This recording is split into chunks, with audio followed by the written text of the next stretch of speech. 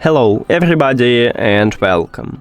In this video I'm going to show you how to enable or disable adaptive volume for your earbuds XIAOMI OpenWear.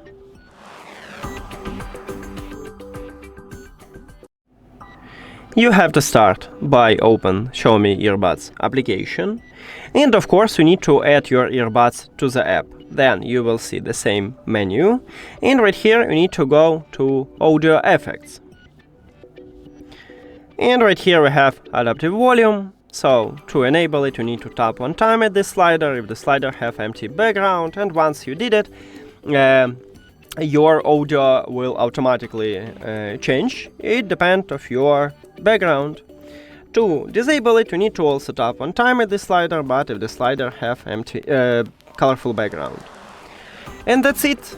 Thank you for watching this video. If you found it helpful, please consider subscribing to the channel and leave the like on the video. See you later!